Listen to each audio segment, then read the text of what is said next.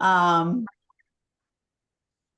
and I know we'll do intros too in just a minute, but I think it is amazing just to think about we're around the globe because we've got Justin, where are you located right now? I'm in the UK. Yeah. And then we just said India. And of course, we probably have other locations and we're all over the US. So that's pretty amazing. So um, I'm just going to do a quick intro and welcome everybody. And then Swarmy, I'll hand it right off to you for an intro. So thank you all for joining us today. This is one of our first AI trainings that we're doing and appreciate all of you attending. Um, we are going to record it and make it available after. So the other thing I'll just say is if you have questions, don't be bashful, ask them. We have time now to do this as a group and to make sure everybody walks away feeling like they're really learning something. And I know you're in very good hands with Swarmy. If you want to change your speaker view, you can. Right now, you may have it on gallery where you can see everybody. That's my personal preference because I like to see everybody's smiling face. Anybody that works with me knows that. But if you just want to put the pin on Swarmy so you can see him as he's speaking, you can do that too. Okay. Without further ado, I'm going to hand it over to you, my friend Swarmy, and let you take the lead. Okay. First of all, thank you, Jennifer, for giving this privilege and honor to meet our brave heroes. So I salute to all the veterans for your selfless service, making this country safe and secure. And more importantly, because of you, we are able to smile. So thank you so much from bottom of my heart. So we truly appreciate it. So Jennifer, do you want me to just go ahead with the training or any other things you just want me to do the introductions? How you want to set it up so that I'd love for if you don't mind maybe do because I think some of your team members are on if you want to introduce them and give a little background on yourself. I think that would be fabulous. fantastic. Okay. Okay, so I just want our founder and CEO Nagesh, who has been almost like a veteran because he's always fighting in the field, in the country to protect this country through the projects, through the technology. So Nagesh, do you have a couple of minutes to just introduce yourself?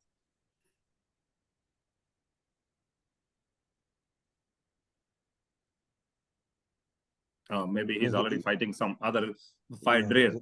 Another call, yeah. So I have team from Expedite Elena. So she is being a veteran in the federal industry. Elena, do you want to introduce yourself? Hi, good afternoon. Elena Fenton, Chief Growth Officer here at Expedite. Yeah, Elena, your camera is off. If it is deliberate, that's fine, but we're not able to see you. So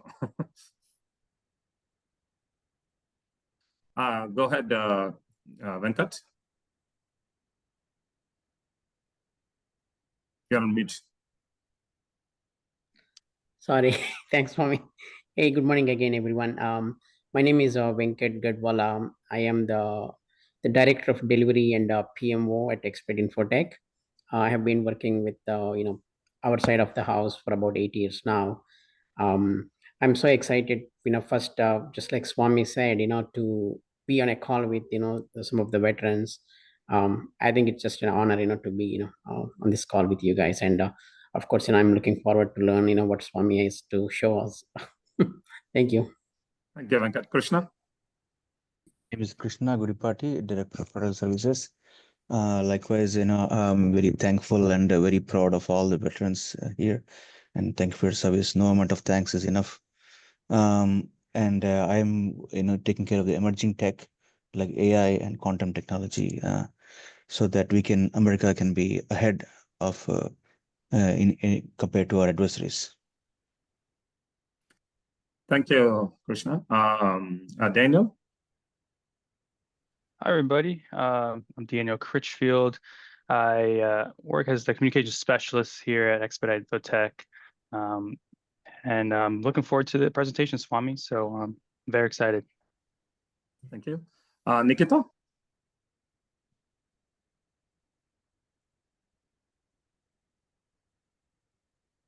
Nikita, if you're speaking, you're on mute. Okay. We'll just go back to my friend Bhaskar. You want to introduce yourself, what you do?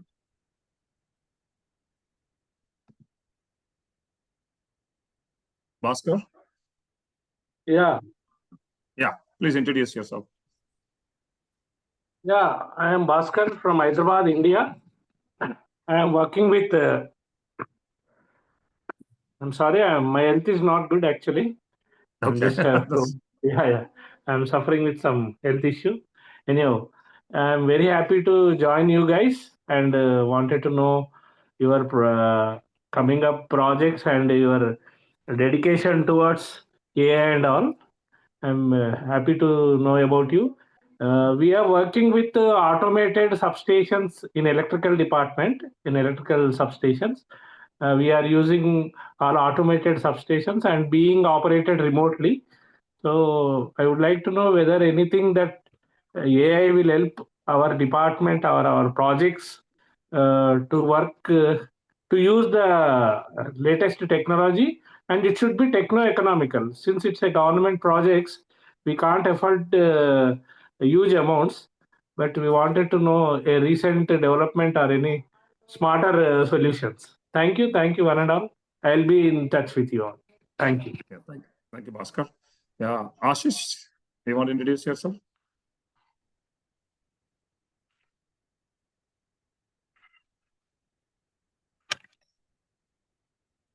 Ashish? Yeah, sorry, this is Rekha. Okay. He's my son. I am Okay. housewife. Yeah, just I want to Learning. what is the AI? Yeah. Okay. Excellent. Thank you, Rick. I appreciate it. Okay, Jennifer, would love to hear about all the heroes here. A little bit introduction before I go more into Yeah, AI. absolutely.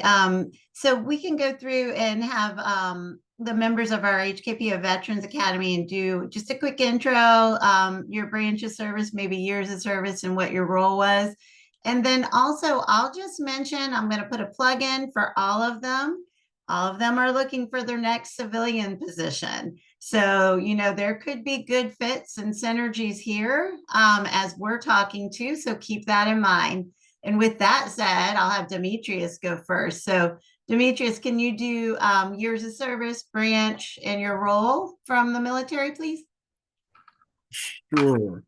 How's everybody doing? Thank you. First and foremost, thank you for doing this for us. Greatly appreciate that. My name is Demetrius Hardy. I'm 20 years in the United States Air Force.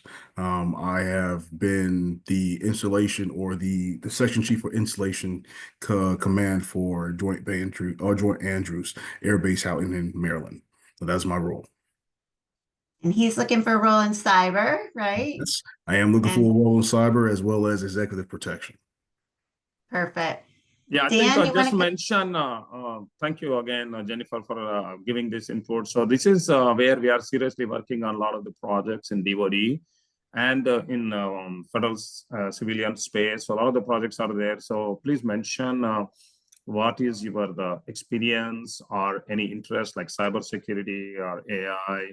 You may have some experience, you may not have experience, but where you want to be. So depending on that, we can definitely see how we can plug you in for your excellent transformation. Absolutely. And we've given their initial veteran spotlights to you too for that, Swamy. So Dan, do you want to go next? Absolutely. First, thank you for setting this up and doing this, taking the time today. My name is Dan Humbert. I've been in the Air Force for 25 years.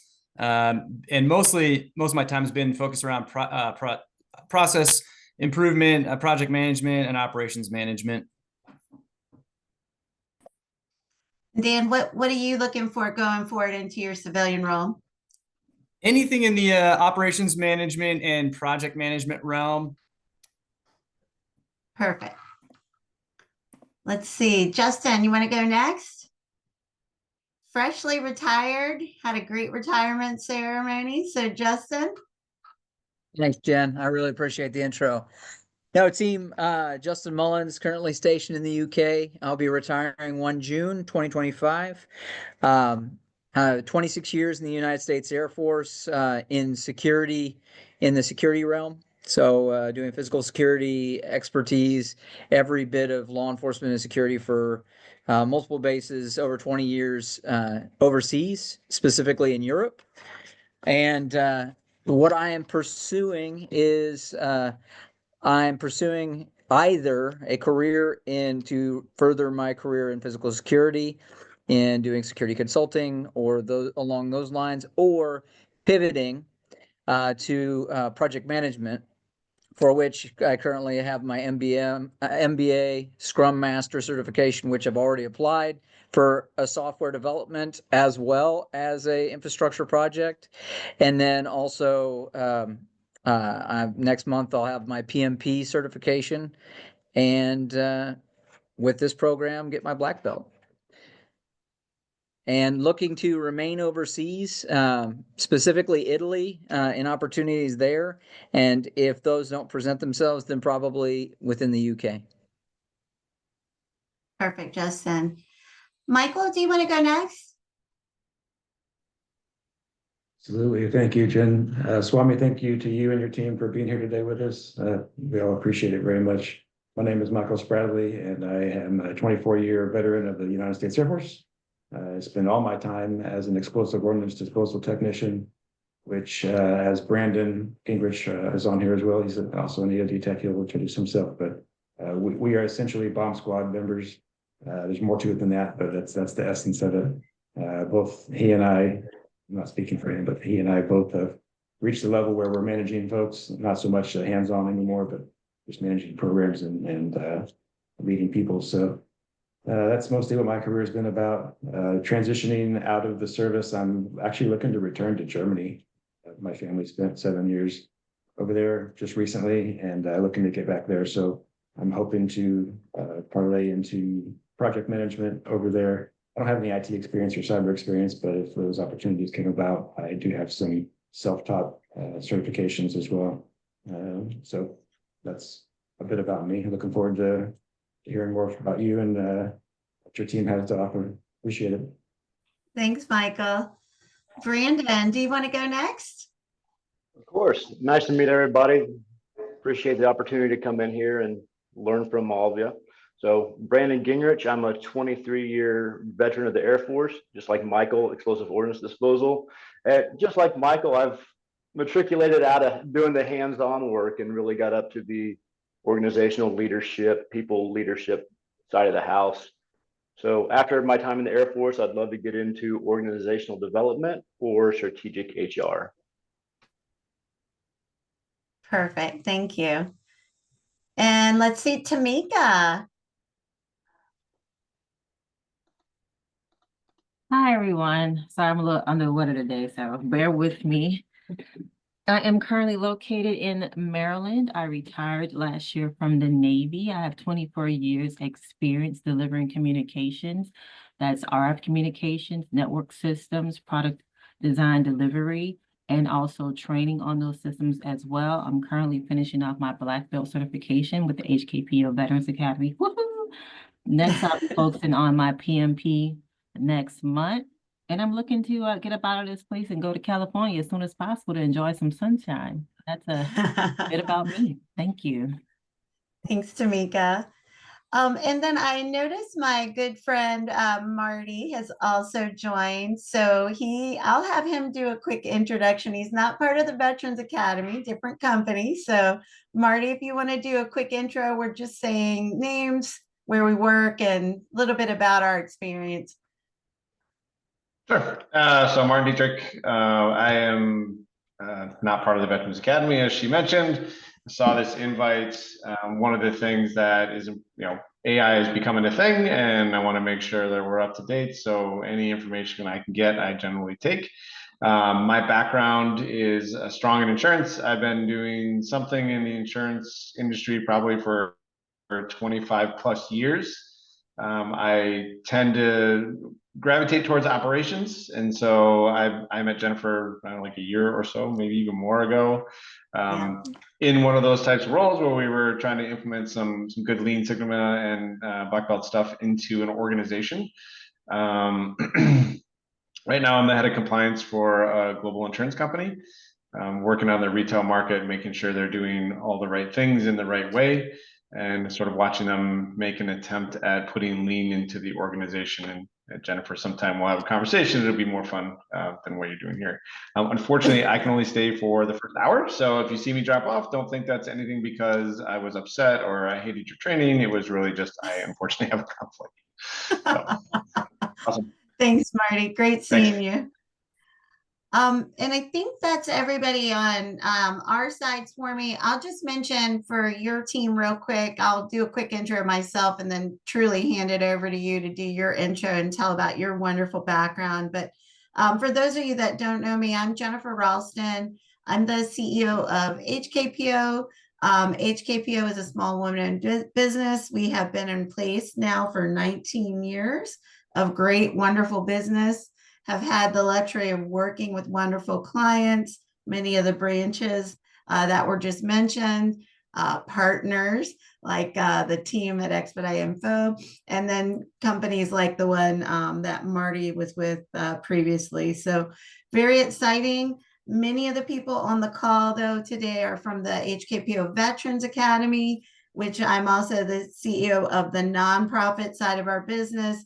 What we do there is we're a DoD skill bridge provider, and we have a passion for the mission of transitioning our service members and also upskilling them and placing them at jobs. So that's also a great opportunity in these types of environments for people to learn about each other. So I think that introduction was very key and very important to take the time to get to know each other a little bit.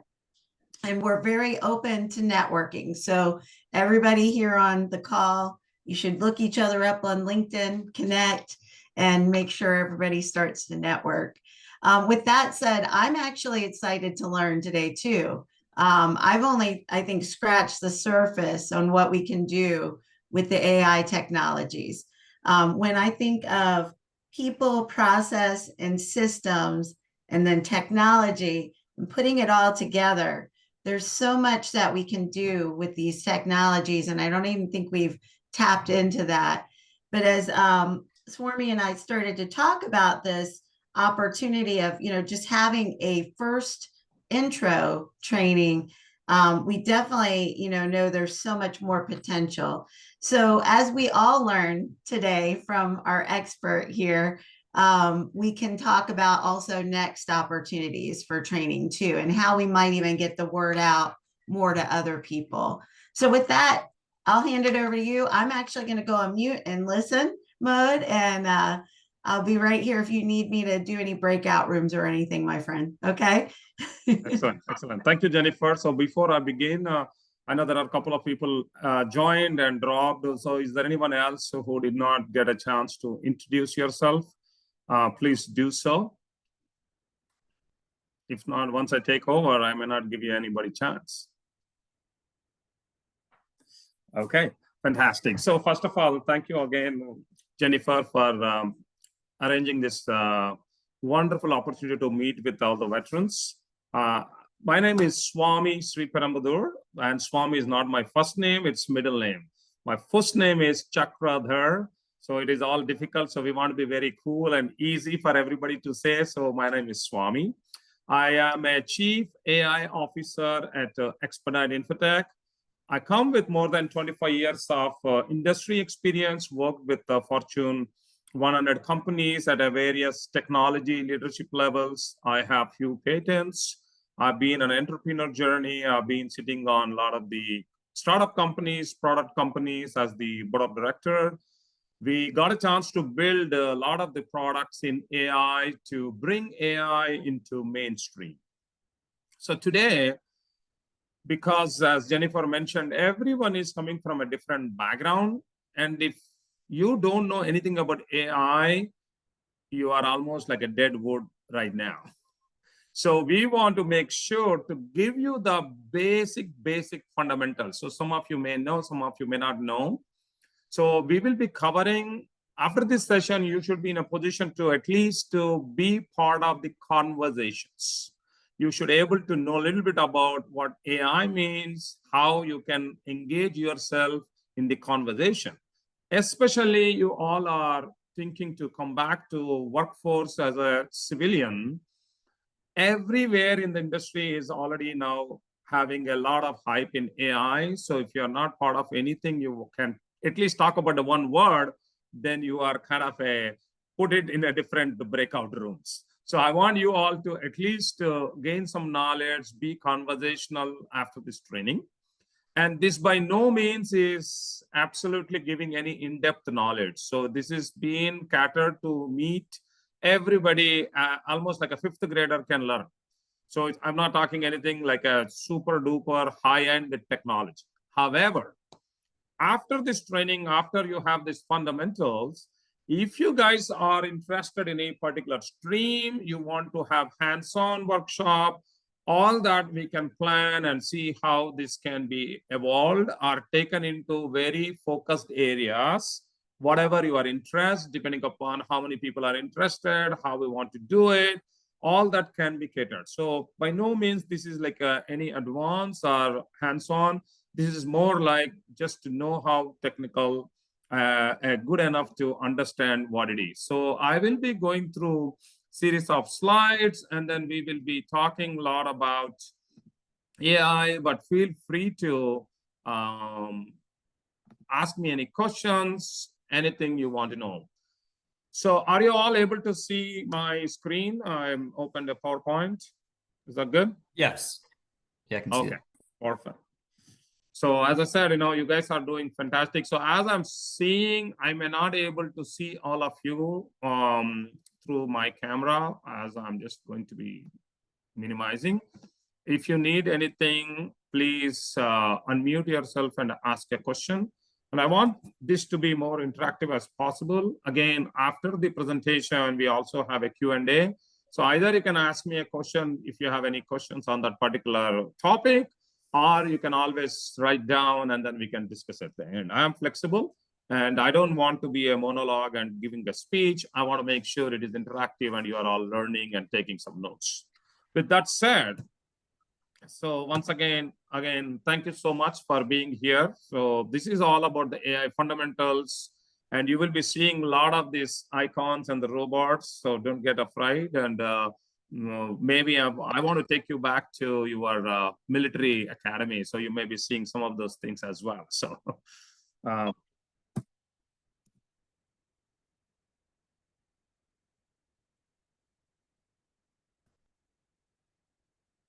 if you're not embracing AI, not only in professional environment, but even in your personal environment, you are, at this point of time, you are ceased to exist.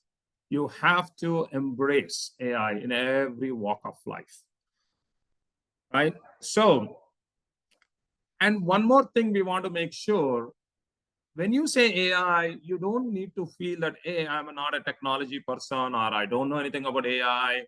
Should I even know about AI? Should I not know about AI?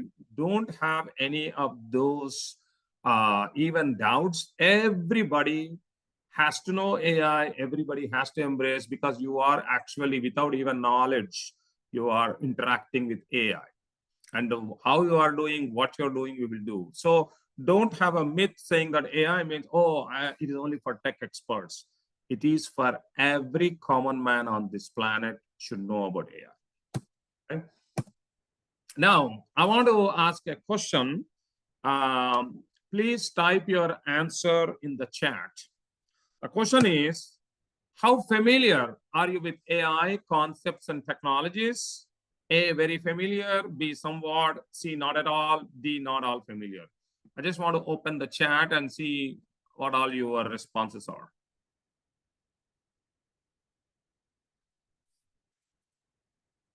Again, there is no right or wrong answer. Like mostly B's or B+. That's really nice to know. Yeah, and don't even if you are D, don't feel shy. It's all about us. Everybody's in the same boat, so you don't need to say somebody's putting a B. Oh, you're compelled to put a B too. again, there is no right or wrong answers. But thank you. That's good to know that most of the veterans in the military you may be using, because as you all know, a lot of the stuff technology is always in the forefront in the military and the defense. And even if you know the IT or the internet or any of the computers, they all are initially discovered as part of protecting the country in the defense. So thank you for that.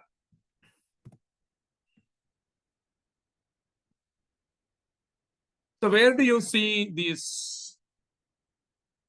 And what is artificial intelligence? Anybody want to give a try in the chat?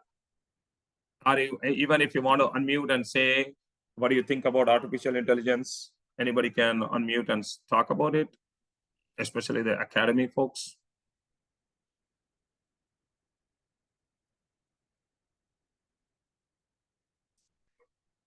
Somebody want to take a stab at it?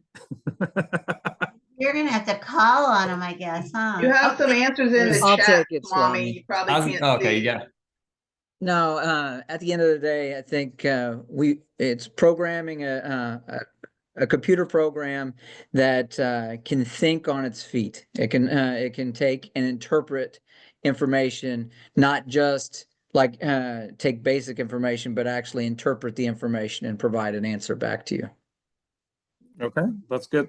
Thank you, Justin. Anybody else?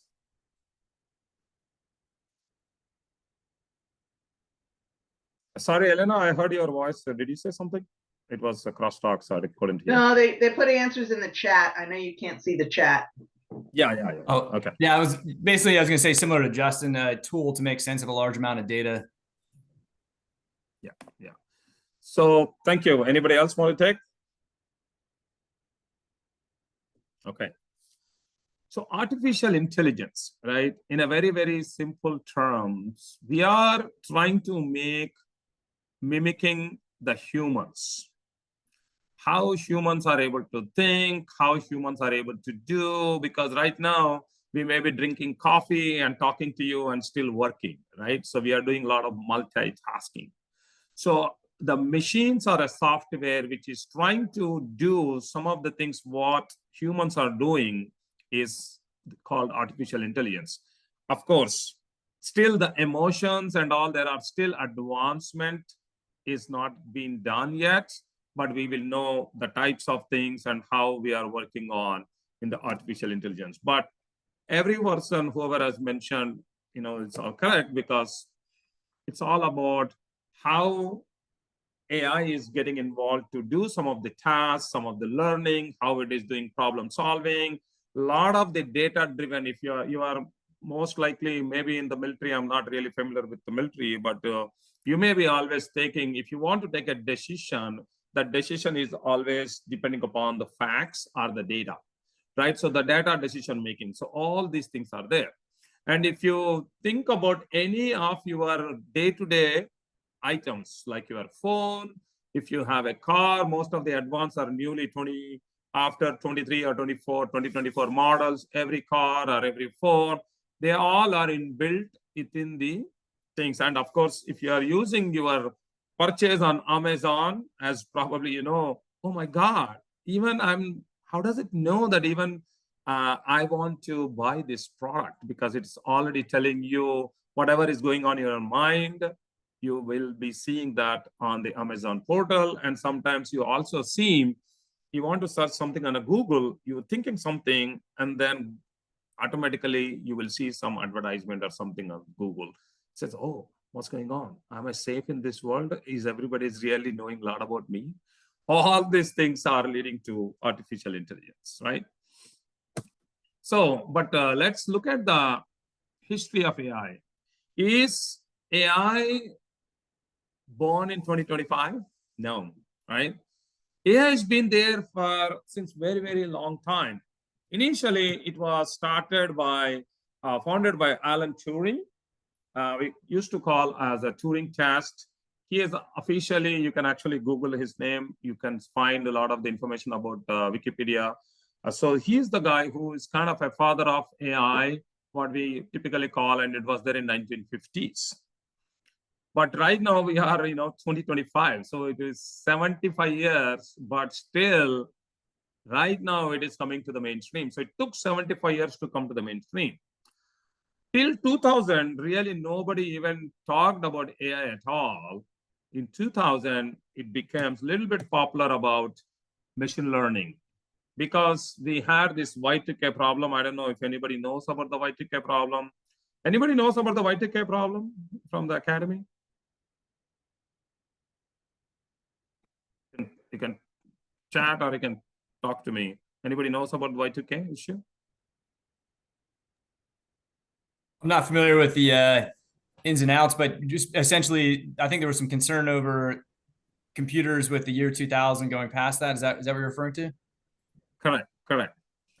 So if you look at it, initially before 2000, every person used to put a date. So today is 4th March. So we will say 03/04/25. So if you used to say 25, it goes back to 1925, not as 2025.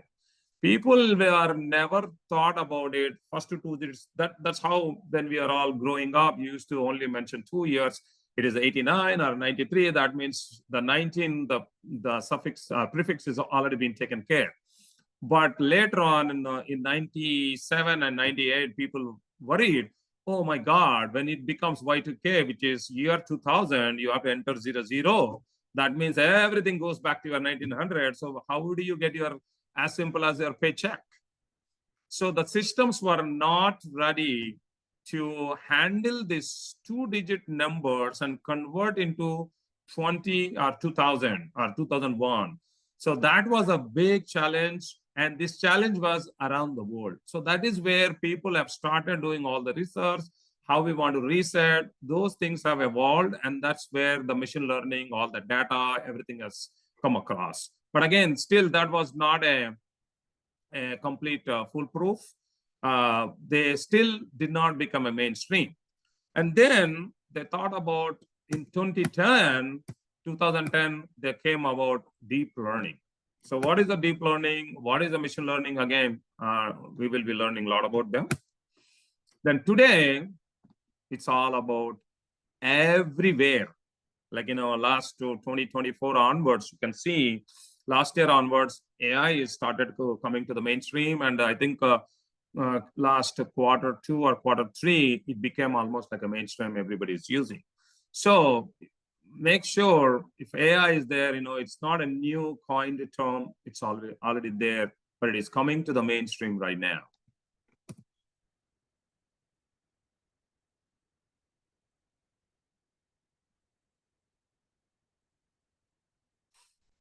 So how many types of AI are there, right? When you're talking about AI is there in 1950, and now we are in 2025. You know a little bit about AI. It is trying to do human-like activities as a machine, because sometimes when people say AI, people may be always figuring out that it is like a robot. It is, there are physical robot missions are there, which will be using all the AIs, but there are a lot of the software, which is almost like hidden, but AI is happening in the background. So there are kind of a segmentation. So this is like, again, we are not going into details. So it is just giving you a little bit about the types of AI. What are those AIs, right? So we basically classify into 3 different categories. And whatever you are seeing today is called narrow AI. What is a narrow AI? Current AI is basically attacking a specific task. In your military, you may be using all the military drones, and you are saying, okay, you go and hit this target, and it is going and doing that work. So you are basically focusing and giving a very specific instructions with a very specific outcome. So that's why it is called narrow AI. Because initially, as we said, AI is nothing but how humans are doing. They want to use those artificial intelligence to mimic the humans. But are we doing that? No, because right now only it is specific task oriented. That's why it's narrow AI. And when we talk about general AI, this is where your intellectual mind, whatever your brain is thinking, humans, how can we mimic? So that research is going on in some areas. It is some focused areas. It is successful, but it is not successful at all. So even though it started in 1950, after 75 years, what we are focusing is more on the narrow AI. General AI is like 50% done. It is still doing the research. And the other category is super intelligent AI. That means if you are seeing the Marvel movies and all, you may be seeing, oh my God, the entire AI is taking the power of superhuman. It is doing all those things. That is not there yet. It's only still focusing on very particular area. So the super intelligent AI is not there yet, but the researches are going on. So if anybody is talking about AI, so you are always focusing on narrow AI is the only one which you are seeing in the market right now. But what is all this AI, right? So this AI, as we talked about, has a multiple components. Artificial intelligence itself is what it is doing at different logical things, bringing those intelligence through some of the actions, visual perception, maybe intelligent robot, or it is how you are representing the natural language processing, or sometimes, hey, I want to start my AI engine. I mean, you are seeing like agentic AI and all. I want to just go for a coffee. By the time it will do all that. Or think about your Tesla car, unmanned driving, right? Even in your military, if you're from the Navy, I'm seeing a lot of the unmanned ships. So a lot of these ships are going through. So there is no person, but you're able to code. So all that is part of artificial intelligence, but it has a multiple different components. So you are always hearing about machine learning. So what is machine learning? Machine learning is again a subset of artificial intelligence. You're talking about neural networks. You're talking about deep learning. So let's go a little bit deeper about when you're talking about artificial intelligence, what does it really mean? How all these things are working out. So let's learn a little bit about each of them, right? So when you talk about artificial intelligence, as we said, it is either it could be a machine or a software, or it is even a robot, how it is simulating human intelligence so that it can do problem solving. Because if you want to do a problem solving, you are introducing a logical reasoning. If somebody says something to us, we say, hey, how it is logically narrated, how I can respond back through my logical reasoning, through my experiences, because you all have mentioned, hey, I worked in 20 plus years in Air Force or in Army or in Navy, all that experiences you are bringing back, right? So you are putting like a pattern and the facts. So this is where artificial intelligence is going through. And today, where we are seeing in everyday life, most of you, if you are doing hands-free driving and you want your Apple phone to connect with somebody, you are always say, hey, Siri, can you call Mr. Brandon? Hey, Siri, can you call Dan?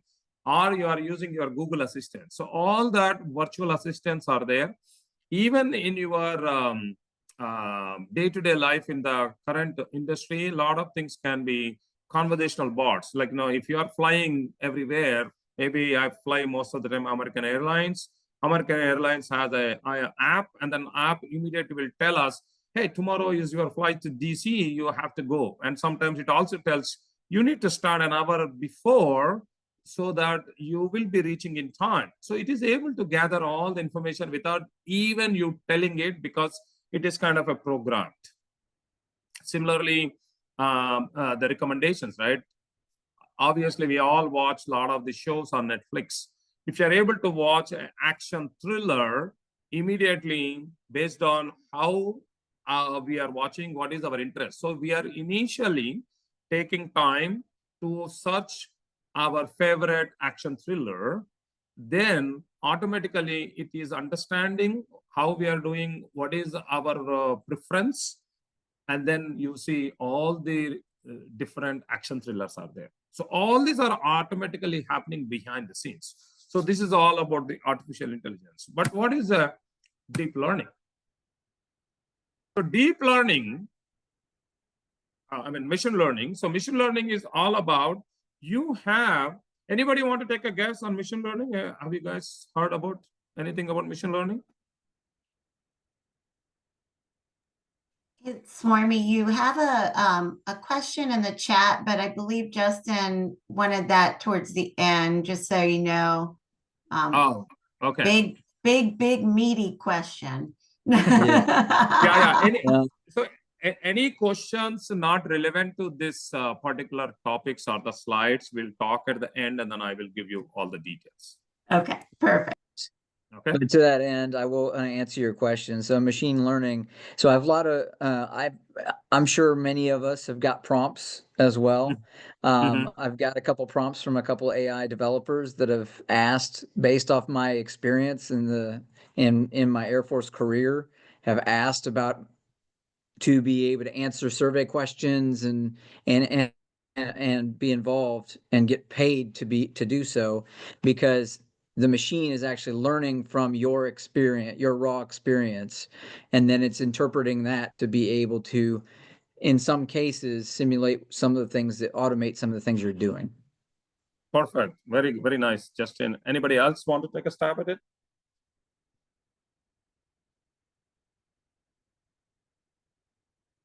So what Justin has said is absolutely correct on the art. So Justin, question back to you. So when you say machines are understanding, what language machines speak? Plain language.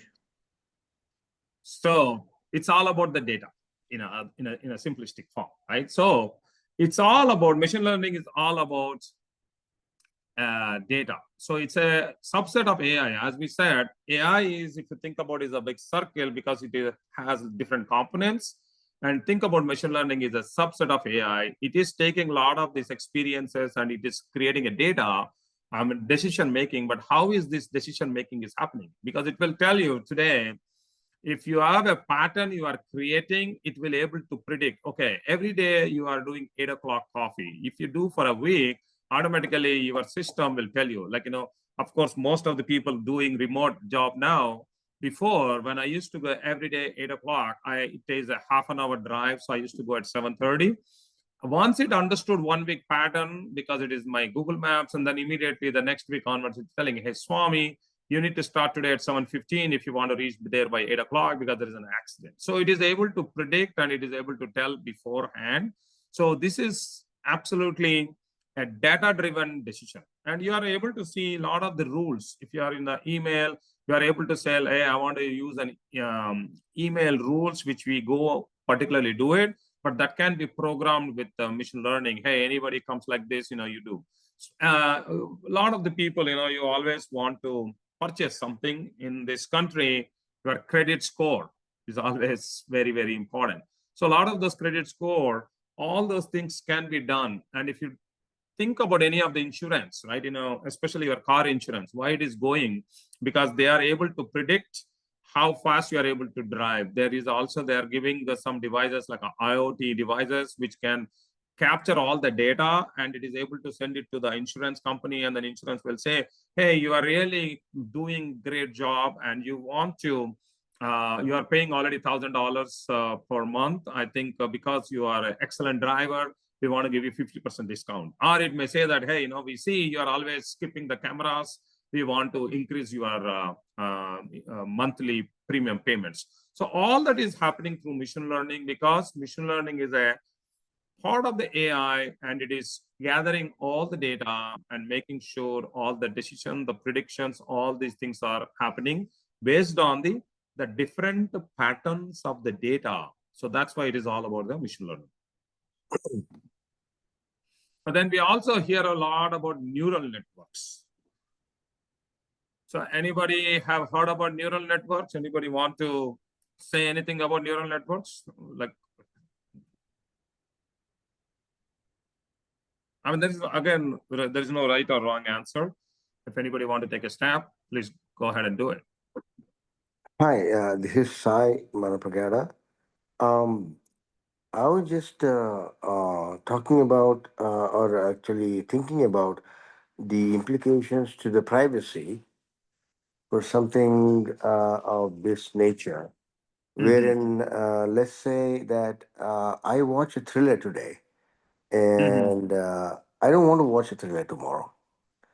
But then the Netflix or anything is going to prompt me to watch thrillers, and I don't want to do that. Okay, that's fine. But at the same time, second point is with the machine learning, and when I'm actually talking to somebody, Um, and I'm actually trying to, learn from my own experiences. The logical aspects of machine learning might even prompt me to do something that I might not be interested in. Okay. And then the third point is, let's say that we are looking at some kind of a movie, and I didn't like that movie. And then it tells me that, hey, you didn't like that movie, and there is a similar movie, and then it will not prompt me to do that. So, bottom line is, how is my privacy being protected in these kind of scenarios? Aren't we exposing our privacy when we succumb to this, or when we actually subscribe to these AI platforms? So those are my questions. Yeah, no, thank you. Thank you. I appreciate it. So there is a separate section. I will be talking a lot about the privacy, ethics, and all after the fundamentals. So right now we are covering. But what you have asked is excellent question. That's why humans are still powerful than the AI, and it is all depending upon how you are doing the training data. There is like supervised learning, unsupervised learning. And when you are implementing a lot of this AI into the companies, so those are the things we really want to take it. So I will be covering a separate section at the once the fundamentals are there. But so just hold that thought, Sai, appreciate it. And I will be going detail in the later few slides. Anybody Okay, want to thank take you. a stab at the neural networks?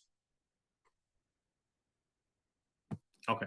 So as you can see in the picture, neural network, how is our brain, right? So our brain has a lot of the neurons. So it is almost like a jigsaw puzzle. And similarly, we have created a concept.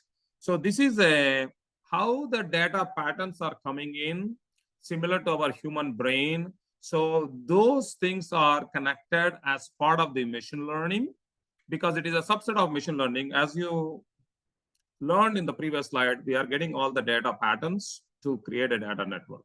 Machine learning. So similar to that, once you have this data, which is completely similar to human brain, we want to see how our complex relationships can be put in a proper outcome. For example, there is a lot of people in FBI and all, they want to say, I want to understand more about how the mental status of a person based on their handwriting. How do I do those OCRs, and then how I can scan those documents and then study the pattern and how it is revolving? Because as we know, there is a lot of knowledge about understanding the human brain, and what you are thinking is possible through your actions. So there is a tremendous research is going on in the utilizing these particular layers of patterns of data similar to human brain, and they want to see how we can ingest that data and get some better outcomes. And again, as I said, AI is still not in a matured phase. Depending upon, go back to your types of AI, the narrow AI, depending upon your very specific outcome, you are trying to use this data, train the data to make sure. And one of the classic example is a lot of the folks, mostly the visually challenged people, where they cannot see, they can actually try to talk, and then that can be transformed into speech to text. So there are different variety scenarios are available, and depending upon those different scenarios, we are able to use. And there is a lot of usages happening in healthcare, especially in the X-ray machines, or even in the oncology departments. They have so much of data, so they want to see how all these images can be understood, and then we can infer a particular decision. Because if you see a motion picture of 10 different frames, how each of those motion, how the pattern is changing, how the data layered pattern is observing, how we can actually come back to say that, okay, what does it mean?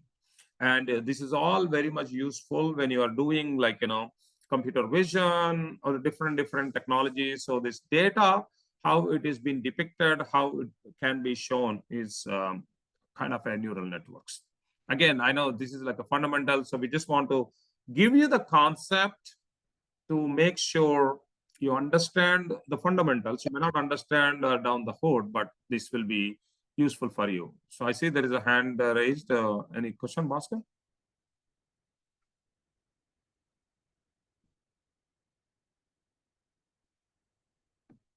Yeah, Swami. Yeah, go ahead.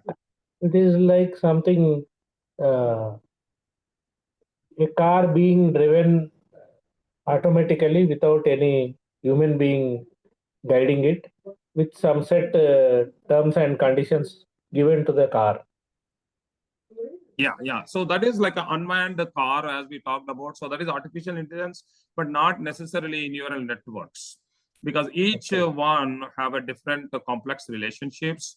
So that will be coming in a deep learning sessions. Yeah, thank you.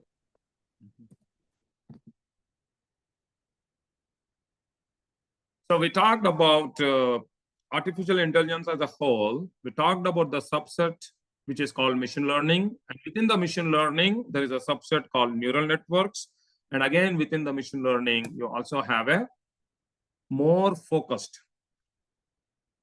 You already seen the concept of neural networks, how layered our human brain is. And as Bhaskar was asking, hey, I want to see how this Tesla can be driven. It is part of the neural networks, but you are going more deeper into understand what it means. That means if you have like a 3-4 layers, your neural network is interlinked. But when you are talking all about deep learning, you are going more deeper. So this is a advanced feature of neural networks with more deep layers to understand how the convolutional neural network is saying. Because if you think about any image you want to form, it is not just one dot. It's a millions and millions of dots are coming together, forming an image. So similarly, when you talk about deep learning, it is nothing about just 5 layers or 7 layers. It will go more deeper. And then it also goes more into how each layer is interconnected. So it is again, as I said, imagine the brain, how our human brain is completely interconnected with so many different particles. So all that is part of the deep learning. And you may be hearing a lot of the term called NLP or natural language processing. Hey, if I am sending a message in English, but somebody else outside is in a Spanish, how this has to be converted, right? So there is a lot of NLP goes behind the scenes to do a language transfer. If I'm telling classic example, right? So if I am going back to my American Airlines booking, I have a conversational bot and I'm a Spanish guy, and whatever is happening through the bot, it is giving me everything in English. I said, no, I want to be in Spanish. So I'm able to converse with Spanish, and the bot is able to converse back into Spanish. But this bot is also sending the other side within the company, whatever the action it has to take place. That person may not understand the Spanish, so it is converting that Spanish into English. So at the same time, it is talking to me in Spanish, it is giving me responses, but it is also sharing the data, transforming that into English to the concerned person within that American Airlines. So there is so many things are happening at one time. So when you are doing this artificial intelligence, when you go, it is going more deeper and deeper and deeper conversations to see how this all can be scheduled, how all these things will be working. Because as we said, the fundamental is how a machine can work like a human. So we are bringing, and that's example what we talked about, the autonomous vehicles, where you can, even today, like, my friend Krishna has a Tesla. So whenever we want to go out, he said, ask his car, and then car will come from the parking lot and it will pick up, right? Today it is happening for everybody. Whoever has a Tesla, you can call the car. So that is based on your deep learning. Jennifer, I know I'm going through a lot of the details, so just stop me based on the time. So again, we have talked about a lot of different stuff, but there are still more technologies behind the AI. So I just want to throw a little bit about some of the terminology just for you. So we talked about machine learning, which is a subset of AI. We talked about natural language processing because it is able to understand in human language, right? Because all these things happening, I think Justin was mentioning, hey, machine can only understand binary, right? 0 and 1. If your answer is coming in 0 and 1 or 100, 100 represents hello, you obviously want to say hello. So this NLP is transforming all this language processing, and it will be giving you the relevant information in a human language so that you can read any language. So that's why any contextual language, as I was mentioning, we built a product called MapRecruit, and it was for a recruitment software. And when we are doing this product, all the people who we are hiring are not only English speaking. They are from multiple countries with multiple languages. So we are able to use NLP and of course other tools to make sure this AI product is available in 105 languages. So anybody whoever is applying for a position can speak or send the resume in their own language. That way, people are more comfortable in communicating and bring the true essence, because sometimes, as you know, people have a lot of qualities, but they may not be in a position to communicate because it is not in their native language. That issue will be resolved with this. And computer vision, we have worked after COVID, right? So I was helping a museum. So in museum, they have a seeing some of the exhibits are where too many people are seeing, but some of the exhibits are very low. So they are not able to see, hey, do I need to remove this exhibit? How do I get all the data? So we have used the computer vision, and it is able to gather all the data from each of the exhibit, how many people are there, how many people at what time, what are their expressions? Because some people may be there and suddenly you may see different expressions on the faces depending upon how they are able to perceive the exhibit. So there are so many opportunities are there to bring each of these technologies to solve your problem. And this computer vision has helped. Even I got an opportunity to help another project called suicidal prevention for veterans. As all of you, I heard a couple of people, I think Brandon and other gentlemen, worked in the bombs explosive. You can see how last 20 years you worked in the bombs. You may be having a lot of history or a lot of things may be coming into your mind, how you can be transforming your very fixated situation to a normal life. Sometimes it will bring to a different tendencies. So there was a project called suicidal prevention. So we have used the thermal cameras, computer vision, a lot of those technologies to identify what is going on in the brain of that particular veteran, how it can communicate to the people to support. And the goal is to see how quickly we can act and prevent a suicidal to the veteran, because you guys have done so tremendous job to save the country. We don't want to lose you. So as a technologist, we want to do every bit of our effort to save you and protect you in whatever the shape and form we can. So that's why technology is absolutely doing great. It depends on how we are able to use the technology for what outcomes.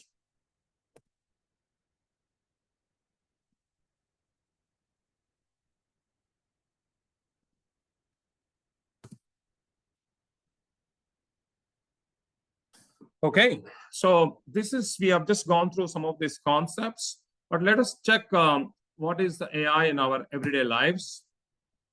As we again talked about, in personal assistance, you see a lot of the Siri, Alexa. I think a lot of the people that say Amazon Alexa, hey, play Taylor Swift songs, right? So automatically you are not really going and selecting where it is. So even the basic things like, if you are using Alexa, it's like making so much powerful. You are saving a lot of times. Your searches are automatically done, even for Siri, similar to the Google.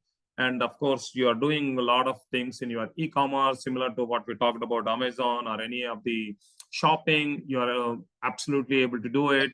And today, one of the negative side, I would say that, previously when we came to this country 24 years ago, wherever we want to go, we used to go to the AAA, get the map, study the map, and then go to every place to see, okay, you have to take a left turn here, right turn here.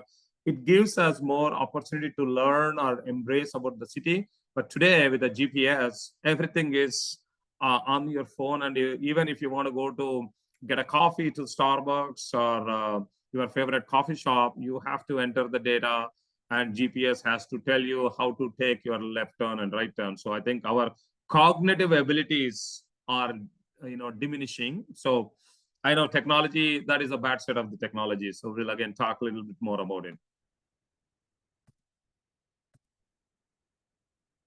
So I just want to touch on a few things, especially for the veterans from this academy.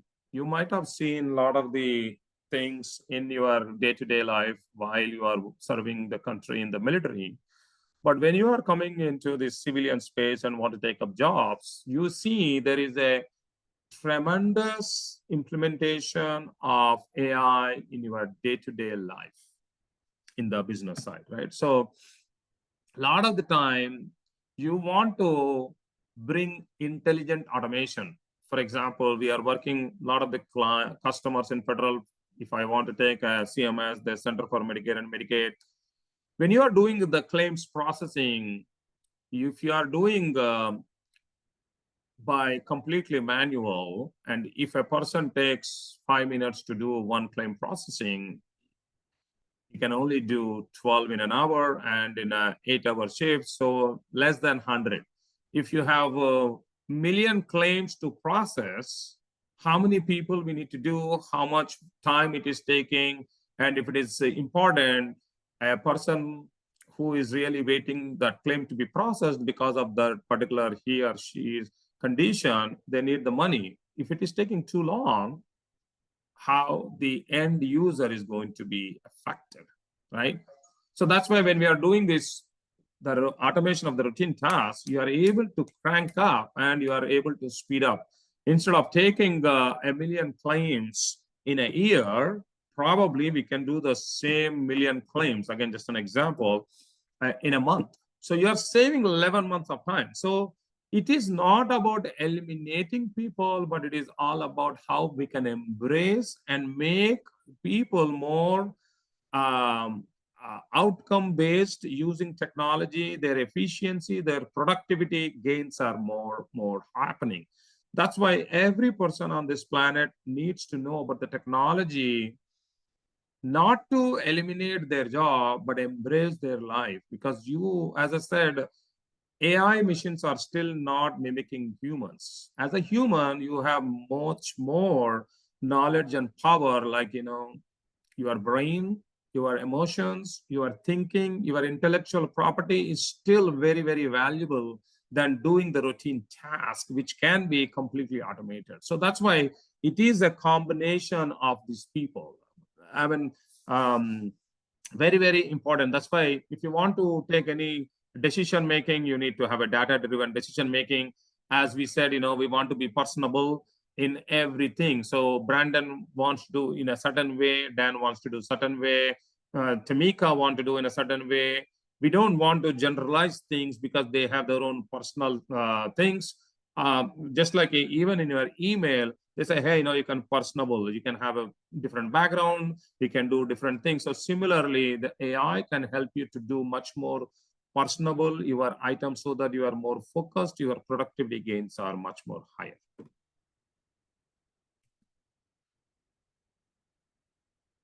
So how to embrace AI in your work? So we have given like a roadmap because you all are coming from different backgrounds, right? So we want to make sure what is the journey means to you? How do you embrace? So first and foremost is learn the basics, like what you all are doing. You are now at least in a position to talk about different vocabulary, different terminology, have a little bit of knowledge where you have seen AI, again, a lot of the times people are use different terms interchangeably. Machine learning. Oh, what is machine learning? Is it different from AI? Or somebody says deep learning. Is it different from AI? So we want to just make sure you understand all the fundamentals. So learn the basics. And then you want to make sure you identify all the jobs. So everybody want to do, I think majority of them are familiar with operations and the processes. How do you improve your process? How do you bring the efficiency into your operation? So again, you don't need to be a technologist to implement AI, but you can be a person, a business user, or a knowledge worker who can embrace the AI by utilizing the AI, not necessarily building. You can always use, like, you don't need to be a phone designer or inventor, but you should know how to use the phone. So as long as you know those simple things to embrace, then your life in your current or new role, which you are anticipating, will be better because you are fully prepared. So identify opportunities where you can improve. And then you want to do experiment. As I said, if you want to play around and all, we can again talk about hands-on workshop. Again, there is always some cost involved in setting up the environment and all. We can talk about it, but we can do that. But when you are going to join in a workforce, there could be innovation lab, there could be a possibilities where you can probably plug in, or you can tag up with technology, and you have so much knowledge from the military. Probably you can use that knowledge and then tag up with a technology person, then you can do. So there is always a possible options, which you should basically, your mind has to be a growth mindset and available to be ready to embrace the AI. And of course, one of the key important step is stay curious. If you're not curious, you will not learn. That's what we have been always telling to all our kids, even while we are growing. That's what we learned, right? If you're not curious, you will not learn anything. Today's AI could be different. It could be quantum. There are many cutting edge technologies are coming, so it could be different. Okay. Now we learned about AI. We learned about how to embrace AI, but what are the ethical considerations and challenges? As I think Sai and a couple of other folks have asked, okay, how do you think Absolutely. about it? Right? So, as we said, if I'm giving somebody a gun, like, all the military people, we talked about the bomb. So a military person, bomb squad, they have a powerful bomb in their hand, but you should know how to use it, when to use it is important, because this ammunition, whatever is in your hand, is to protect the country. So when somebody is trying to attack the country, obviously you want to utilize that ammunition to stop them to do anything to our country or to our loved ones, right? So similarly, AI can do many things, but it all depends on that particular company, that particular owner, whoever is utilizing the AI, how they want to use it.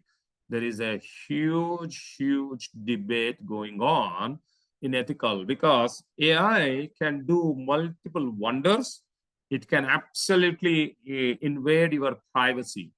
So if you are trying to use any product, know more about the product, how it is impacting your privacy, how those companies are doing. So that's why there is a huge debate going on. And there is a newly formed ethical community has formed. There is a governance has formed by the government. So that's why what we call is AI governance, AI ethical community. Even in every agency who we are working, before we begin, we want to understand how much data we are planning to show. What is the boundaries we are trying to create? That's what we have to think about it. So that's why ethical consideration is very, very, very, very important. So bias, right? Depending upon, see, what is all about AI? AI is all about the data. If you train that data to pick certain people, let us say you are applying for a job, and then if the training data says only you have to pick people of age 40 and above, Even if you are a good candidate and you're a 22-year-old or 23-year-old and you're applying, even though you're qualified, it is not able to pick up because the trained data is only for people who are 40 and above. Or it may say that, okay, it can bring a bias. Okay, pick only particular color or race or religion or whatever, right? So it is all possible. So that's why this foundation, this consideration, ethics are very, very important because it's all about the data. Right now, your identity is totally compromised. You are able to provide your data every grocery shop or every your gas station, everywhere it is available, even in your Amazon, everywhere you are saying, give all the data. So all the information is there. Again, as our friend mentioned, when you go to the Netflix, it is capturing all the data, not only capturing all the data and giving it, but it is also selling. Then it will also say, okay, Sai is an Asian person with 40 plus age. He is already seeing. So it is also now create a big amounts of data saying that, okay, I will target now. Now, how these advertisements are coming in, if you do any Google or you go to the Amazon Prime or Netflix, you see all the ads because not only it is also targeting a larger audience. It is creating a data set saying that this particular human being, this race or this religion or this country, with this age group, this gender is looking to buy these clothes or this equipment, it is going to do. So there is a lot of invade of privacy is happening. So that's why we want to be very, very careful. Any organization or any time when you are going to implement yourself, when you take a job in your role, you need to consider, one, what am I really trying to get the outcome? What type of data I'm doing? Is it really who trained? How the training happened? Is it supervised learning, unsupervised learning? What kind of algorithms went in? Because you don't need to know what is all happening from as a technology, but as a business user, you want to say, is there any bias involved? How are we protecting our privacy? What is the PII laws? So these are some of the things you should be able to understand conceptually.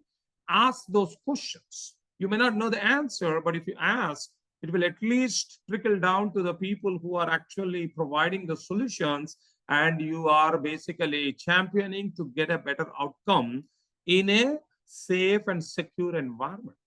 So that is, as a leader, when you are taking, you need to do. Again, like, all in Air Force, there is a black box, right? When you are a cockpit, all that is recorded in the black box, and what we call black box is it is not really known unless you decipher the data using some of the tools and all. But here, what we call is in AI, the transparency. That means we should be able to see what is the input we are giving, what is the output we are expecting, how it is processing through. We want to have a complete transparency. So that's why this ethical consideration is very, very important. And it has so much seminars going on. There is so much governances around the world. And UK, Europe has launched a new AI regulation. US has a different regulation. If you are familiar with NIST, National Institute of Standards, so they have created a lot of the frameworks for any federal area, even in the DoD.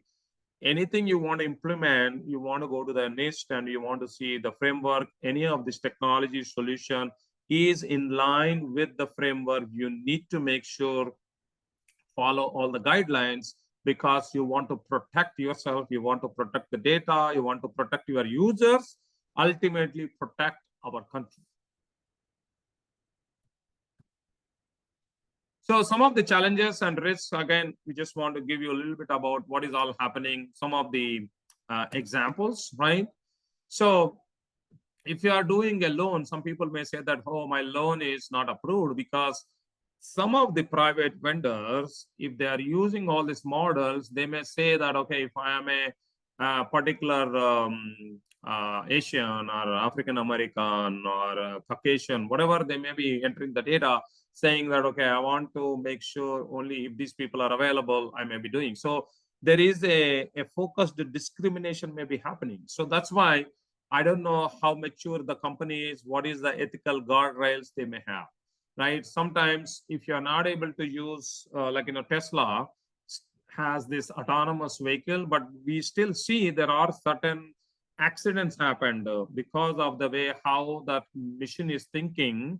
It is, if it is not fully matured, it is not fully tested, and you release the vehicle, it may lead to accident. That means it is killing people because of the malfunction, because you have not done. So we have seen some of those things, right? Again, a lot of the data is exposed. Again, we said, healthcare AI is being used vividly, but if your patient data is not protected, it will be known to everybody. That means it is giving a trigger to pharmaceutical companies to build some of those things. They may attack, if they know a lot of those data, they may increase the price. I mean, it can create so much of problems depending upon how they identify the data, how they pursue the data, what is the outcome. So again, as I said, it's very, very important. As a person on this planet, everybody should know about AI, also should know about how the ethical and governance frameworks of the AI, especially if you are the person who is going to trigger that AI machine or AI software to get something. You be conscious. You need to make sure understand the entire data before you do, because one mistake may cost many lives. So make sure. That's why this is very, very important for every person on this planet to understand the AI, understand the governance, understand the framework, and then see how you want to do. Any questions? Absolutely. You mentioned a few things. I have like a few points here. One thing is, I look at AI as something that will ease our work and give us some information based on its database and its knowledge as an automation tool. I never thought that AI has to tell us what we will watch, what we will not do, what our tastes are, based on all the data that it collects. So data collection and that privacy thing is a huge problem. You also mentioned just in a last 1 minute that the biggest problem that you have is that not being able to regulate the AI. So if you're not able to regulate AI, how are we and why do we actually give the power to a software program to actually manage our life? It might be because of Tesla, and you already know that it's failing. And do you want your life to be as a trial and error at this point, or do you want it to be perfected to a point where wherein you actually go ahead and give that power to it? And even if it is perfected, why would you ever give the your control to it? And then the final point is that there are no regulations today. Nobody understands AI. And again, going back to my first point, AI should be seen as something that can automate and make our lives easier with the control, complete control with the humans, rather than asking it to make the decisions for us. So, very humbly, I'm presenting these points. No, thank you. So I appreciate it. So those are all very, very valid points. As I mentioned, now it is all hands of the leaders, whoever is running those particular organizations, how they are embracing, because as I said, you have the powerful. I'm sorry, but we cannot give our control to somebody who is going to regulate it, right? I mean, see, you're saying that it is based on somebody else who is going to do that for us. Why are we doing that? Why don't we say we can do it ourselves and then tell it what it needs to do, rather than having a regulatory body or somebody else, and then see, already we know, okay, my Amazon Prime or my Netflix or my Uber, everything, it thinks, right? When I say it thinks, it's very dangerous. It thinks that this is what I need, but No, I I'm think not. you Right, are absolutely correct. correct. But what I'm trying to say is, this is individually, you have to change people, how they pursue, they have to do.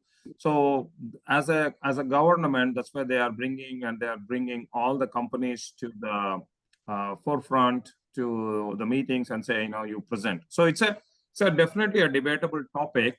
We can No, again. it's not a debatable topic at all, because it's very simple. AI is great as long as it automates it and makes things easy for us. That's all it needs to do, right? Correct. We cannot give it the power of our thinking. So when you say that it has to think by itself and we have to train it to think like a human, that's where I have a problem. Got it. Understood. And that's all the point I want to make. And then please continue. Yeah. Thank you. Appreciate it. These are all important points, and it's always thought provoking. So thanks for sharing your thoughts. Very, very humble thoughts. Thank you. So again, as we said, this is AI for good, right? So we have learned about the ethical consideration, the frameworks, but again, there is a lot of things are happening in every sector. Again, I've just given the information here, but it is a lot of things are happening. In one of the recent conference, when I was doing something with IBM Watson a few years back, there was a lady who we met. She was about to die through the cancer because the doctors are not able to treat. But when this Watson has been provided to the doctors, they ran because every doctor has to go through the oncologist. They don't have enough time, so they're focusing on whatever they learned, their experiences. But in this case, the AI really went through all the diagnosis information, all the data, and then found out there is a slight difference, almost 1 millionth difference. And when it gave the data to the doctors, so doctors, once they understand what is going on, then immediately they found out, it's not the treatment what we are giving is not for this cancer, because we are thinking it is almost has similar features. So they have changed the dose, and then that saved lives. So there is a lot of good things are absolutely happening. Like, education, a lot of the kids, we have worked on a non-profit organization where we helped with somebody in very, very remote, underprivileged countries. We help them using this technology, personable, and there is a lot of the literacy rate has increased. And of course, with the disaster relief, and today, so many things are happening, how we can, find out and bring those data. So there is a lot of analysis, predictive analysis, prescriptive analytics, a lot of those things are happening. Again, these are all some examples, but you can see many different things are happening. So I just absolutely, that's exactly what I mean. It's like, all these 3 examples that you are given are nothing but AI doing the analytics, and then the final decision is actually being made by the humans. By the human, yep. So just want to talk about some of the myths people will talk about, right? Again, as you all came from the military, thinking about all the different things, want to go into the federal civilian, so want to make sure, hey, is AI means replacing my jobs? How many people think AI is replacing your jobs?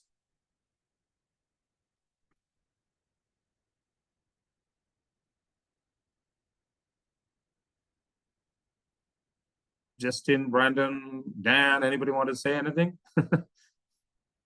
I think it typically makes you more effective in your job and frees you up to do things that are more meaningful. I think some of the maybe entry-level positions, it may actually take away work. That doesn't necessarily mean the company will offload that individual, but.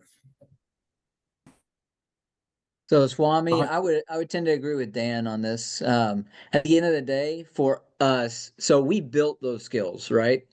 Right now, as AI stands, it is huge for efficiency and automation of simple tasks. Future state, maybe not so much, because at the end of the day, like future state, AI will Yes, that is a myth, but it is something that we need to have our eyeballs on too, because there are a lot of information technologies that could be automated simply by utilizing AI moving forward. And if somebody doesn't already have the skills prior to engaging with said AI, then AI does take the driver's seat in some cases. So so right now we could be deadly with AI. Our future generations might be dependent on AI. Yeah, but then AI cannot ever take the driver's seat. It has to always be an analytics tool, is my point. Absolutely. So, as you said, the simplest answer is, my name is Swamy. If I want to be powerful, if I want to be more productive, I want to be Swamy to the power of Swamy. How do I become Swamy to the power of Swamy? Only when all the repetitive tasks what I'm doing. So in a 8-hour day, you may be doing 4 to 5 hours of a lot of the spreadsheet work or PowerPoint or some of the repetitive tasks, which are very, very mundane operational time, where I can use this automation, intelligent automation, AI to do those work so that I am gaining some things. I am more energized. I am more doing much more intellectual work so that you are doing Swamy plus digital Swamy to come to Swamy to the power of Swamy so that you are able to embrace the time and use the productivity. So that's why you need to see how you can make this as your friend, embrace AI, and then see how you want to give the productivity. So similarly, there is another myth. AI is always accurate, right? As we just discussed, they are, again, just machines. They can always make mistakes. So at the end of the day, it is the human who has to decide. It is only providing all the data, but the decision making has to be done by the human, whether it is bias, whether it is ethical governance, does it have the framework, all those things have to be done. And then how did that training go? So it's very, very important. Don't ever expect that, oh yeah, it is AI told, so that means it is 100%. Don't ever buy that. Absolutely. And then the 3, only it is for tech experts. I think in the first initial slide, we talked about it, right? So this is not only for tech experts. Anybody can use AI because there is so many things are there. First of all, you should be able to understand, you should be able to know about it. There is a simplest means to learn AI and then implement in your own areas. So how do you want to continue your AI journey? Now you learn about fundamentals, you want to know about it. How do you want to go to the next steps? So it's always about explore free resources, right? We don't want to pay, oh yeah, because MIT is offering, I want to spend $100,000. No, I don't want you to go and spend too much money. But there are so many free resources are available. Just go to the YouTube, go to the TEDx talks, go to any of the product websites, go to the Microsoft, Salesforce. Every big company has some of the fundamentals are there, so you can actually Google it. There are YouTubes. Again, first step is go to Jennifer. So Jennifer can do all these things for free, and then she will help you to understand, right? So that is absolutely, you need to use it, and then use it how you can. AI-powered apps, there are so many free apps are there. You can download, you can do. And as I said, we are planning to do hands-on workshops. How and when it will come, we will let you know. But you should be able to try out. You can come up with a problem statement. You can come up with your own thesis saying that, hey, this is some objective I want to solve, how AI can help. So there are some different ways we can probably work depending upon how we want to take this to the next level and next series of trainings and workshops. And another important and simplest thing is join the community. When I say community, there are every product companies are there. OpenAI, join the community, ChatGPT, right? Even in Meta, they have a LLM community, Hugging Face. There are so many different communities are there. We can actually go, Claudia, Llama, different communities are there. You join and just be there. Even in LinkedIn, As simple as LinkedIn, they have AI community. So just participate and then understand what is all happening. And of course, stay informed. That means we are talking about, New York Times and Wall Street Journal. There is so many articles are coming every day, whether AI for good or AI for bad, how this ethical consideration, all those things are happening. So basically, stay informed and make sure you continue your journey through all the different resources. Okay, so this is what I just want to cover for today, giving you all information about fundamentals, the basics, what is AI means, what is AI consists of, machine learning, neural networks, deep learning, what does it mean, where you are able to see in the different areas and industries, and what are the different resources are available, how you can embrace. So now this is a perfect time for stopping and asking for any Q&A in general. I know I've seen some of the questions. So Justin, somebody was asking a lot of questions. So whoever has asked the first question, you can actually go back. I But tell you Justin, what, go ahead. I asked sorry, Swamy, I really appreciate it. Thank you. So I did ask a series of questions, so I'm going to break it down to simplify it. Okay. At the end of the day, we're pivoting to project management. I noticed on your website that you have a team of project managers that utilize AI for efficiency and optimization of mapping out project process. I've seen kind of the components, and I read a little bit into kind of what your team actually does. For the so a couple questions with that. One, your team, are you using proprietary AI, or are you utilizing project management AI like Rike and Monday or any of those? And then which ones would you recommend?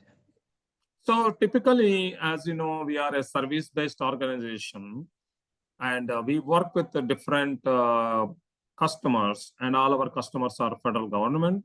So when we are working with agencies, we understand what are the agencies' policies and frameworks. So we spend a lot of the time. And as a chief AI officer, I do a lot of these workshops and strategies. So depending upon that particular agency, for example, some of these agencies, whatever may be the reason, they use a lot of the AWS, Amazon. So we try to use all the tools which are available within the AWS, because as you know, when you are trying to solve a problem, there are multiple solutions, but there is also guardrails within that particular agency. And also there is a cost associated, right? So if they are already working with AWS, obviously you want to use those AWS tools to make sure, because already Amazon is giving a lot of the freebies or whatever they're giving, so we want to use. Other organization, they said we are a Google shop. We want to use only Google. So you use the Google. Somebody says, I don't want to use any of those tools. I am a ServiceNow organization. Within the ServiceNow, there are AI tools, because every product has AI components in it. So there is no like a one-stop solution, depending upon the agency, depending upon the requirement you need to do. So that's why what I suggest is have those fundamentals, have a little bit knowledge about the AI, how these things are happening. Then depending upon which area you are going, then you absolutely go and start working in this. But in general, you have predominantly AWS and Microsoft Azure. Those are the two clouds are most predominantly spread in the federal work. And a lot of the people are getting the better price from each of those agencies, so they are utilizing. I know you asked a simple question, but I have to give you a complicated answer. Complicated answer. Second question I have along with that is what with the systems that you're currently utilizing, I saw on there that your company is currently on contract with a multitude of government contracts as well. As somebody who is getting ready to go into potentially pivot into project management, specifically over in Europe, hopefully in Italy, to be able to do proper scoping and costing of different projects. obviously AI is a sketchy subject when it comes to, or at least for the ignorant, right? As far as back to the privacy side of the house, especially when you're dealing with Department of Defense, there's a lot of information that you don't want the enemy to get a hold of. So, are there any trusted AI products that can be used in that realm to be able to provide efficiency So that's for those types of infrastructure projects? Yeah, that's very, very good question. And as you know, the DoD has in general, any government we use, what we call is FedRAMP certified. So there is all these networks they have using GovCloud, which is a government cloud, which is completely secured within those areas. So you don't want any information to go beyond the GovCloud. So you are basically doing everything within the GovCloud. But there is also not necessary to use only the cloud. They also use the on-prem. So they have the data centers. They have a lot of the servers are there. You can actually implement some of those things within your local network of that particular, depending upon your type of problem you're trying to solve, depending upon who your end users are. So they are very, very skeptical how to use, how to implement. That's why, especially in the defense, we have a lot of the security is enabled. We have only few top secret clearance people are allowed to work in very specific areas. And those are completely within kind of a lab environment where it is not exposed to anybody else. Even within the local network, they don't want this to be exposed. So there are different ways we can implement. But again, as I said, it all depends on what product, what agency, what authority you are working. They have already laid out the rules, how you want to implement any of the new feature, new product. And they have also specified only a few products or few tools which have been run through the test and qualified to be implemented within that network are only being used. So you just need to make sure those are the things which are working. Again, the best way to do is have the basic knowledge, basic experience, go back to that particular agency, understand, because that's why those agencies will tell you, hey, you know how to do project management, but I want to teach you what is my defense project management methodology. So you need to go through that process, workshops, which are very much customized and tailor-made for that particular agency to solve that problem, because it's very sensitive. You don't want to utilize something and then create a problem, and it may become a national problem. So you want to be very, very careful. That's why there is a guardrail, there is a process, there is a trainings, there is a testing. All those things are happening within those particular agencies. I appreciate that, Swamy. Last question, and I'll shut up. This one's laser focused on kind of what I'm dealing with my black belt project as well. Currently, one of the situations that the organization I'm working with is dealing with is their costing and scoping, specifically costing of materials, time, and so on, is running into some issues in the fact that all of their costing software that they could potentially use is all based in the United States, and we're currently in the UK, so prices are different. There's a lot of differences in costing here. And right now they're going very analog in order to be able to do some of that, because some of those sites that would provide that service are outside of that cloud bubble that we're talking about right now. Have your teams worked on the internationally, and then when you've worked internationally, have you found any AI or other platform related that has a more accurate costing process for infrastructure projects? Good question. So one, from Expedite as a company, is only focused on federal government and public sector. Right now, our focus is within the US, so we have not done anything internationally. But as a person, I have done multiple geographies in Asia, Europe, and North America. Probably visited probably 50, 60 countries and worked in different areas. So what happens is in UK and Europe, as I mentioned, there is a new ethical governance has been launched. There is a GDPR, as probably you may know, the PII information. So there are different standards in within those continents. You have to be familiar with it. And you want to make sure within the country specific and of course your agency specific regulations are there. However, the particular things what you're doing, the customs and the infrastructure, there are, again, technically, a lot of the products are available from the AI perspective. AWS and Azure has own. Typically, the way how people work in those specific areas is they don't want to use the COTS product, which is available on the shelf. They want to build some internally using those technologies. So for example, if you have an AWS, there is a SageRock and Bedrock, there are different tools, different frameworks within AWS is there. So it's basically, think about is very simple. You are building a chair. You can buy the chair from any of the store, but there is a place where Home Depot can give you all the legs and frameworks and all. You just need to know how to assemble. So all these special agencies will hire all those AI people who are like an assemblers who understand the technologies.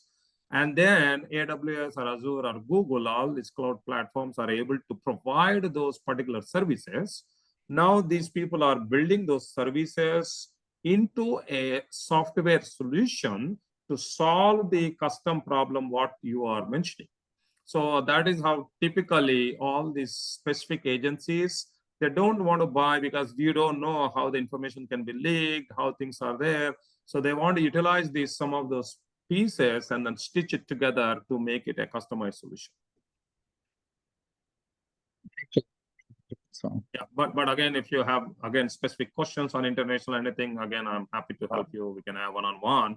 And as some of my team members are saying, we are entering into, we have a secret clearance and all. We are entering a lot into the DoD space, and we also are working on we have our JV partner where we have multiple projects in the DoD. So we are always looking for people with your background who understand lay of the land.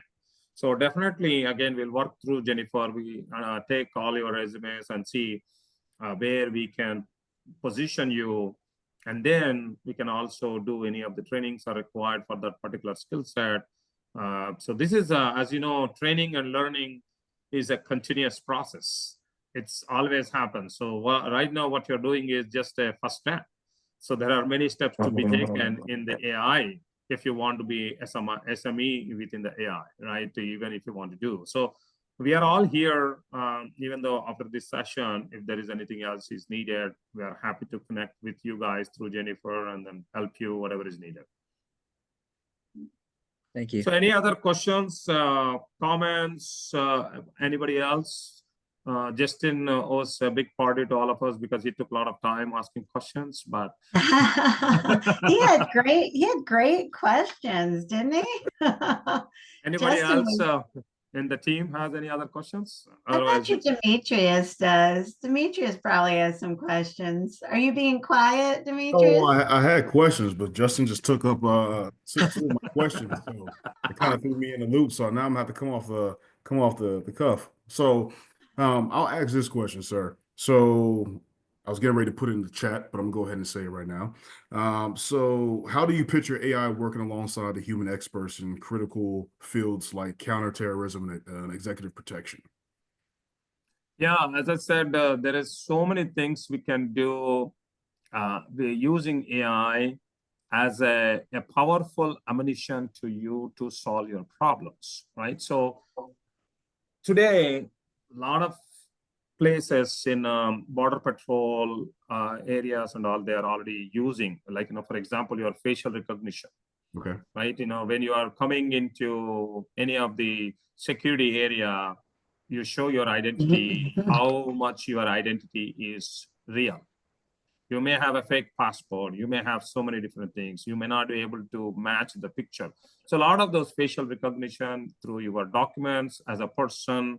And when you are doing the biometrics, all these biometrics, again, it is because of the AI and the machine learning, you are able to fastly going back and say, hey, is the part of any of the unwanted groups, nationally, internationally. So there is so much going on today.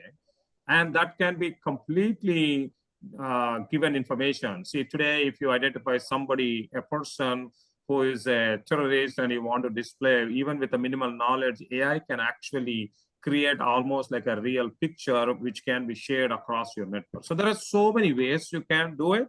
It all depends on what is the problem you're trying to solve. For that particular problem, we need to tailor-made that particular solution. And then what are the different technologies? Because again, if you want to, simple analogy, going back to your car, right? If you want to just buy a car, it has to have a wheels, it has to have an engine, it has to have a gas tank, and depending upon what type of car you're building, right? If you're an electric car, you may not need a gas tank. So there are different pieces. So similarly, when you have a problem, this AI has a different variety of technologies are available.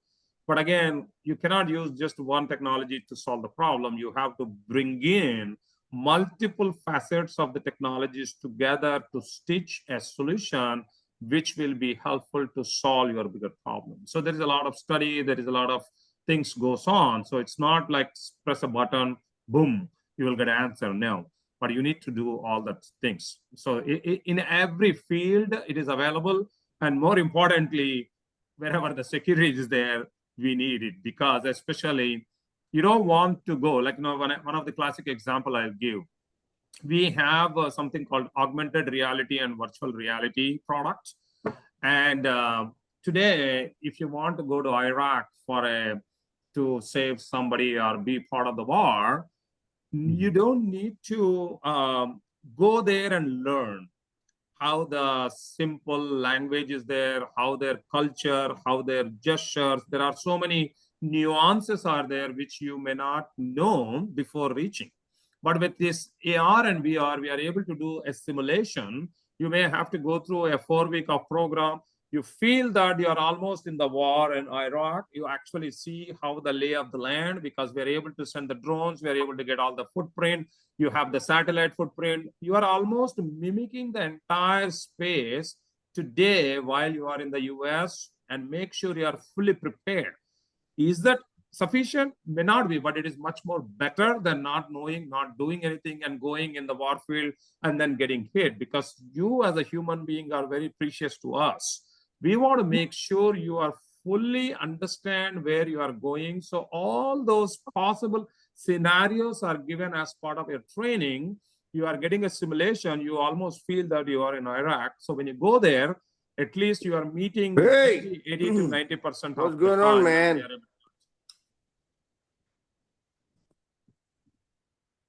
Okay, does that help, Dimitri? Oh, yes, sir. Okay, Jennifer, any other questions? If not, we can conclude the session. Last chance, Tamika, anybody has any other questions? Brandon, Michael? Okay. Oh, somebody, Krishna has a question. Krishna, go ahead. Yes. Just have a question to this general, all the our fellows in the defense. Like, what are the challenges or AI related challenges that you are facing for AI adoption in your specific domains? Just wanted to get some, So your question is basically to all our fellow friends, veterans, correct. how or what they have gone through any kind of scenarios, any experiences, how did you encounter AI, anything you want to share, anybody from the veterans? In there, and like, are there any, what kind of challenges and concerns you are facing?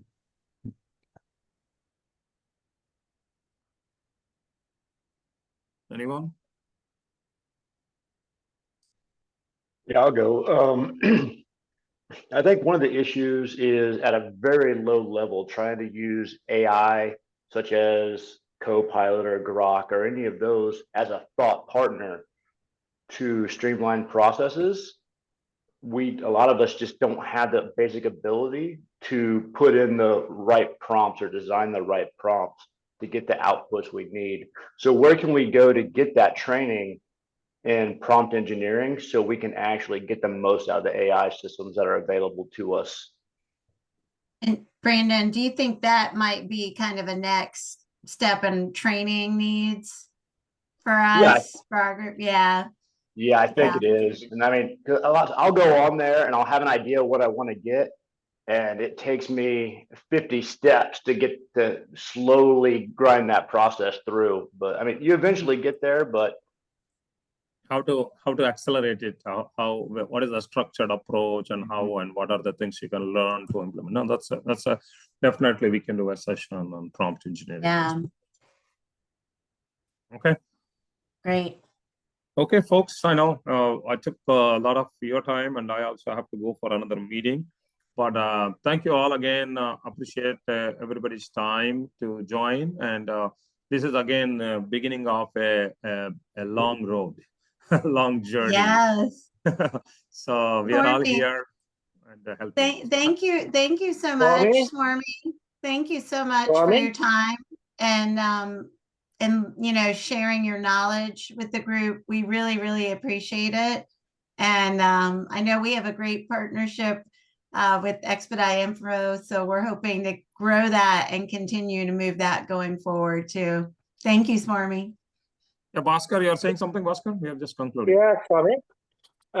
Anything related to engineering solutions and applications of AI, if you find anywhere, please try to share it to us so that we'll think on it and we'll try to adopt in our electrical substations. Okay, absolutely, we will do. Very good. Thank you very much. Thank you for making me part of this program. Thank you. Okay, very good. I know it is too late for you guys in India. Yeah, thank you. So what is the time? 11:30 p.m. Yeah, 11:45. Yeah, 11:30 exactly. 11:30 somewhere. Yeah. Okay, sounds good. Thank you all again. Appreciate it. Thank you. Signing off. Great. Thank you, one and all. Thank you. Bye, y'all. Have a good day. Thank you. Kishna, I'm going to send you an email. Okay. Sorry, I put that. I was not sure how I should approach that. Oh no, I'm going to send you an email with some good info. Okay. Okay. Thank you. All right. Bye, you all. Have a good day, everybody.